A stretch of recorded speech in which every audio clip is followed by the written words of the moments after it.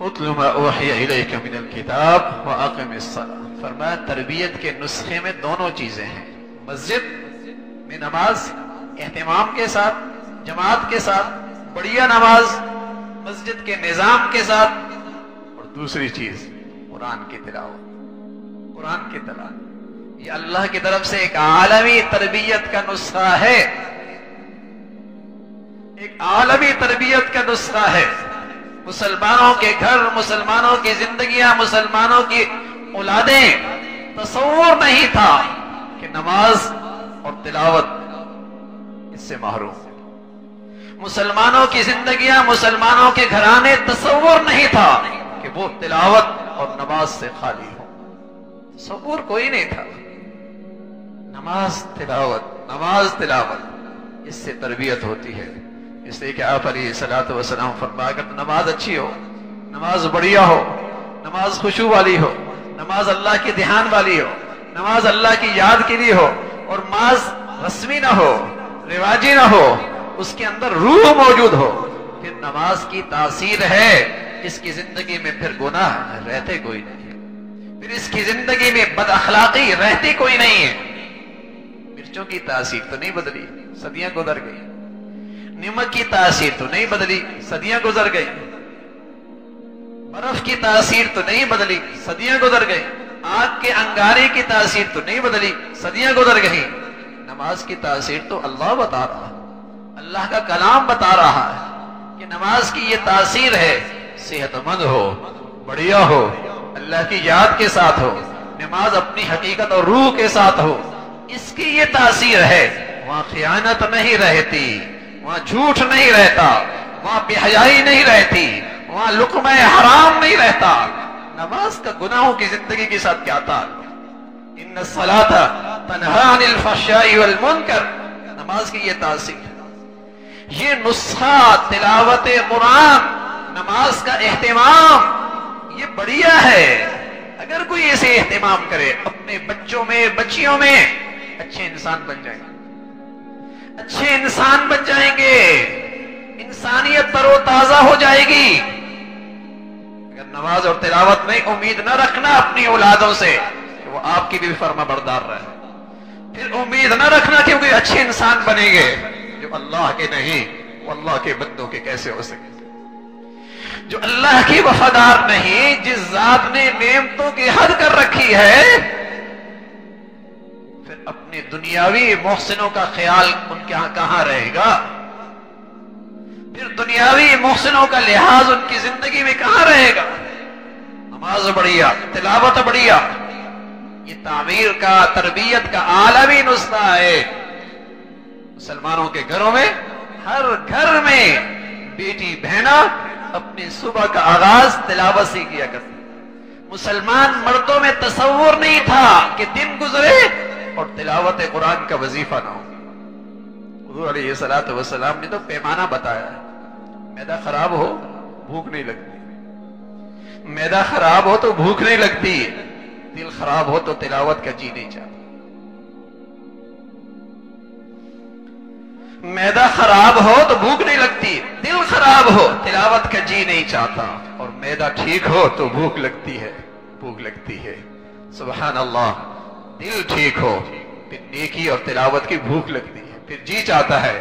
حضرت عثمان فرمایا کرتے تھے رضی اللہ تعالیٰ عنہ، جیسے اللہ صاف دل دے دے، صاف زبان دے دے، وہ تو تلاوت قرآن سے سیر ہی نہیں ہو سکتا۔ اسے صاف دل مل جائے، صاف زبان مل جائے، وہ تو تلاوت قرآن سے سیر ہی نہیں ہو سکتا۔ یا رسول اللہ دل خراب ہی ہو گیا، علاج بھی کیا ہے؟ فرمایا دوا کے طور پہ تلاوت کرو، دوا کے طور پہ کڑوی سمجھو، نہ چاہے پھر بھی تلاوت کرو۔ جب دل صحت مند ہو جائے گا پھر تلاوت کا بھوک لگے گی۔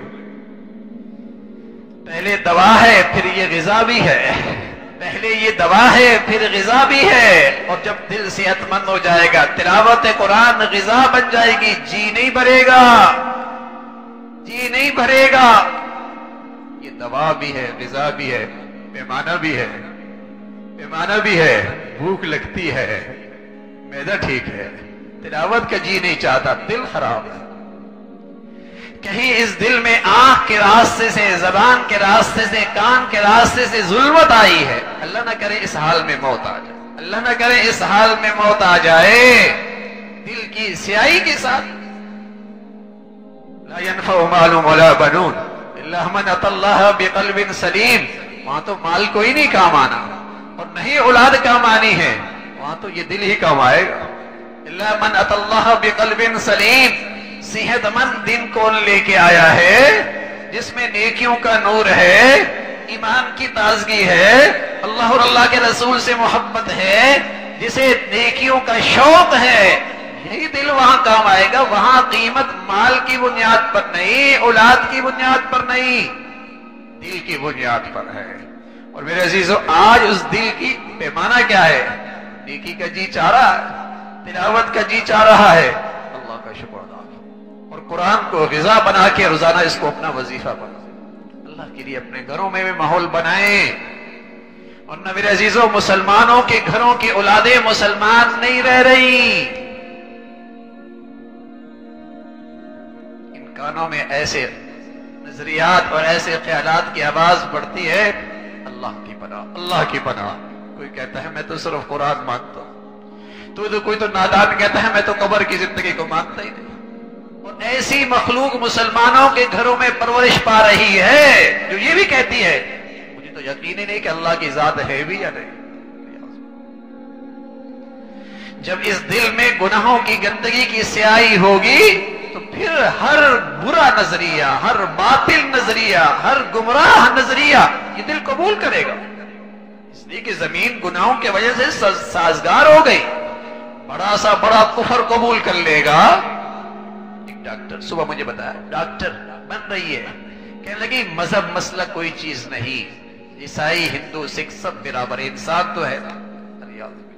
اب یہ سوچ آپ کے ملک میں، آپ کے تعلیمی اداروں میں پروان چڑھ رہی ہے، اور میری اولادیں، میری بچیاں بچے ان ماحولوں میں جا رہی ہیں. قرآن کی غذا دی آپ کے گھر میں پرورش پائے گی، لیکن ایمان کوئی نہیں ہوگا. تحفظ کیجیے اپنی اولادوں کی، بال لگائیے اپنے بچوں کی ایمان اور دین کی. یہ کوئی عقل مندی نہیں، چند روزہ زندگی کی سہولیات دے رہے ہیں اور کھربوں سال کی زندگی ان کی ہلاکت اور بربادی کی بن رہی ہے.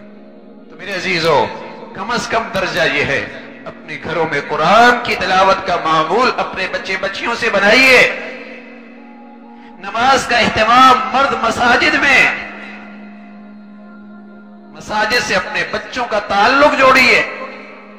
یہ حفاظت ہے، یہ تربیت ہے، یہ مسلمانوں کا ایمانی زندگی کے لیے پاور ہاؤس سے تعلق ہے. ایمان کی روشنی آتی رہے گی، ایمان کی روشنی آتی رہے گی. نماز بڑھیا، نماز بڑھیا، تلاوت میری زندگی بھر کا معمول. اللہ ہم سب کو نصیب فرمائے، اللہ تعالی ہم سب کو نصیب فرمائے. وآخر دعوانا الحمدللہ رب العالمین. جو کچھ سنا گیا اللہ اس پر عمل کرنے والا اور آگے لوگوں تک پہنچانے والا بنائے. مزید اصلاحی بیانات کے لیے ہمارا یوٹیوب چینل ایمان و یقین کو سبسکرائب کریں.